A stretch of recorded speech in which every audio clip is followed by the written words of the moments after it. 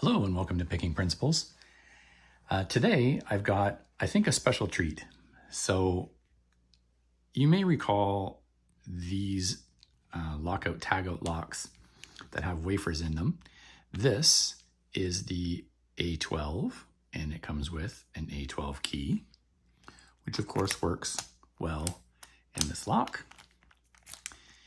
You'll recall on a previous video that I picked this A11 and I talked about what was inside of it and how it worked. And you can see that this A12 key does not work in the A11. I'll leave a link below to the video in which I picked that.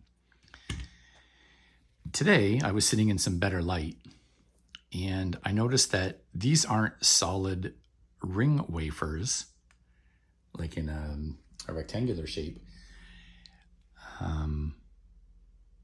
that have two tabs, one on each side, at least not in this lock.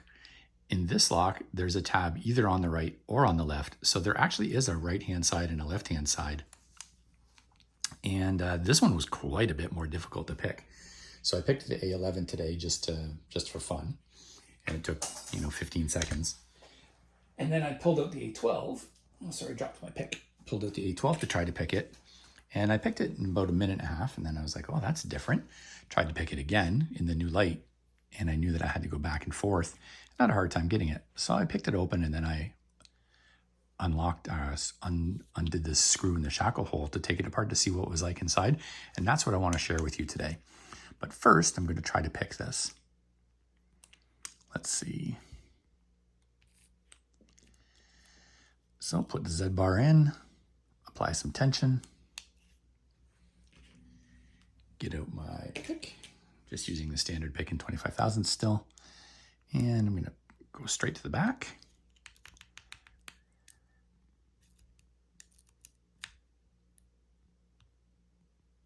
And see if I can get this picked open.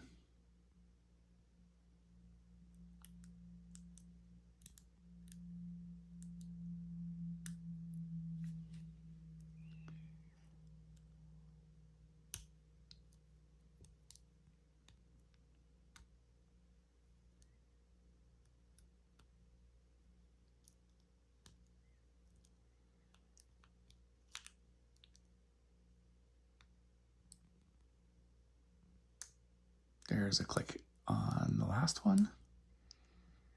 Maybe a click on the second last one. Oh, slipped. Slipped on that third one. Switch sides, pick the other side here. Got a click there.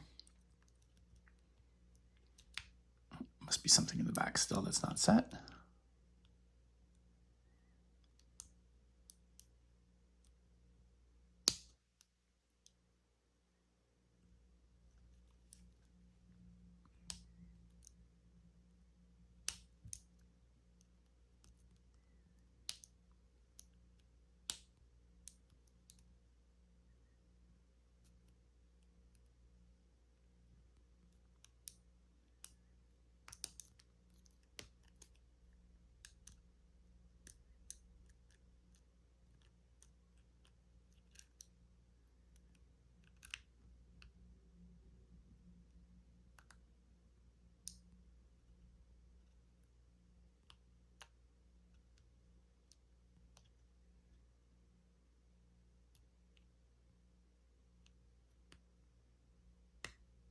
Oh, there.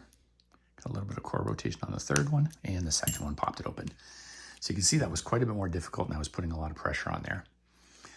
So it is unlocked, which gives me access to the screw down the shackle hole. And thank you, Pocket Woman, for telling me that these were just easily guttable.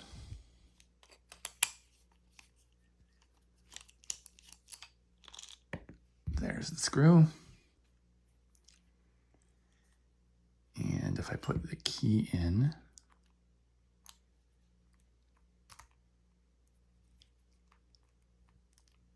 and let me lock it so I can get the key in properly.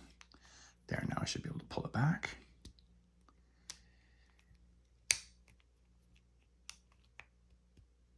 right off.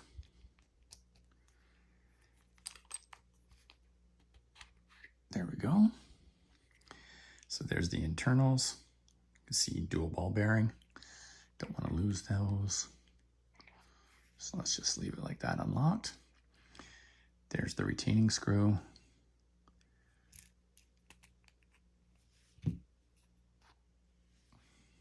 And here's the core.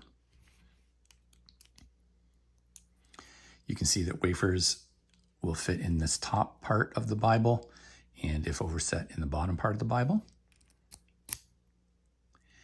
And there's no clip, but there is a retaining wafer on the back.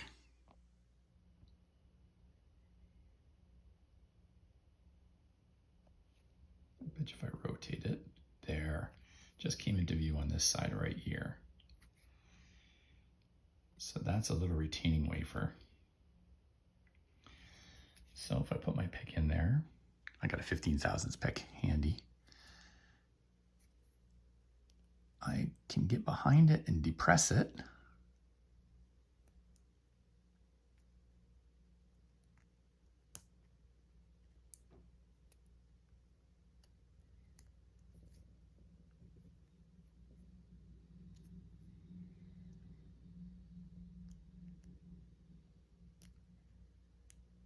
Should be able to anyway.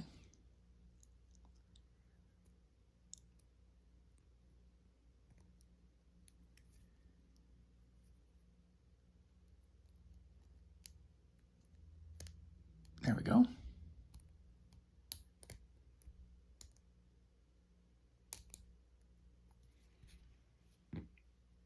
And now the key's in, so it's going to hold the wafers.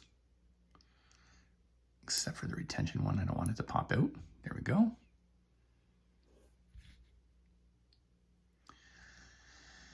Okay, so here's the retention wafer. It is spring loaded and just a little fork. And there's the nub. Looks like pie actually.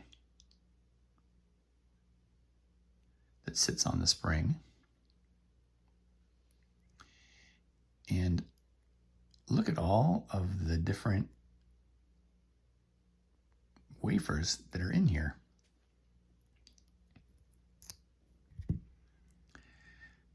So right off the bat, you'll notice that there's two different colors. There's some that are brass and some that are steel.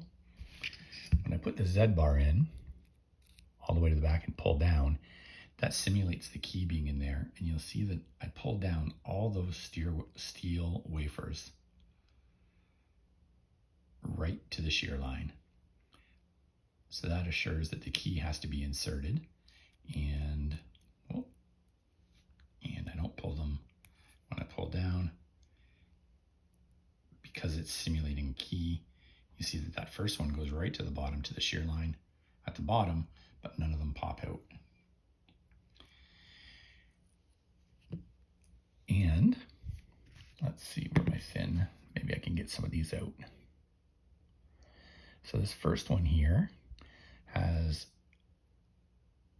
a steel key control, and that popped up nicely. And then a brass wafer, and that's a true wafer, not just key control.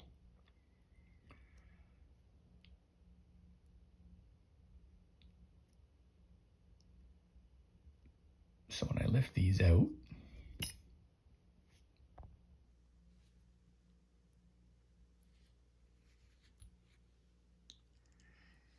you can see that there is, in fact, one notch. It is a rectangular wafer. That part sits on the spring. And there's one notch, and that notch is what interacts with the key. It slides. And it'll lift it to the proper height.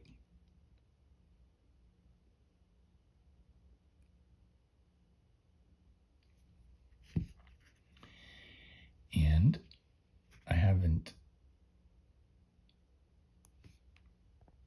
let's see if I can take out another one and just see that they're different. Interestingly, position 2 has 2 brass wafers in there, so 2 true wafers, no key control in this one. To make sure I keep these oriented properly. The one on the right-hand side is the one that goes more toward the front.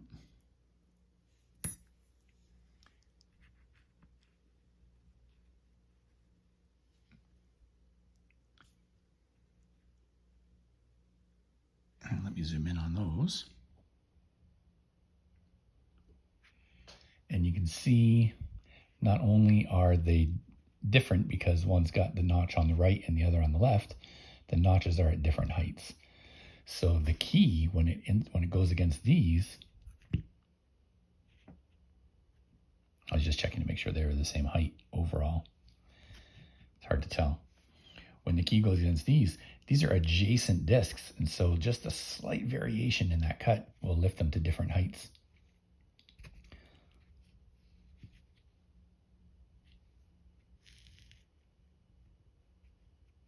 I wonder, are they different lengths after all?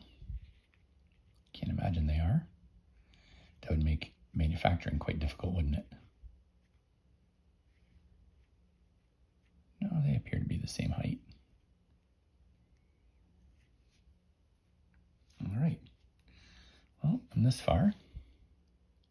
Let's take out one more set.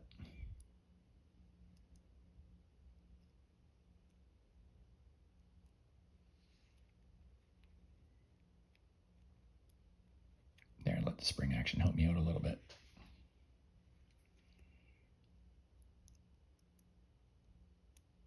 This one has the key control at the back and the true wafer in the front, so even the spacing's a little bit different.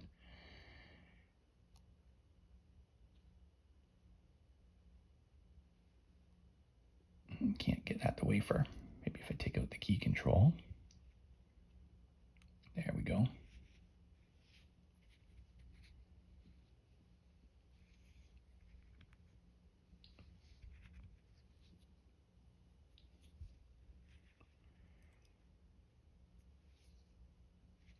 Anyway, pretty interesting thing all told, with the possibility, I suppose, of having 2 true wafers in each of these 1, 2, 3, 4, 5 slots for a total of 10 wafers that you have to pick, some of which are right next to each other, like not even spaced by more than the width of the wafer itself, whereas others are a full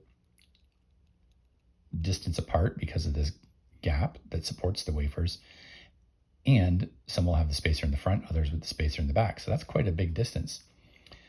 Not such a big deal though, because you can feel them. And when picking, you can feel the groove or the wafer as it slides in. So it gives you a nice guide to go in and kind of rotate in order to lift those by the pin or by the notch on the inside.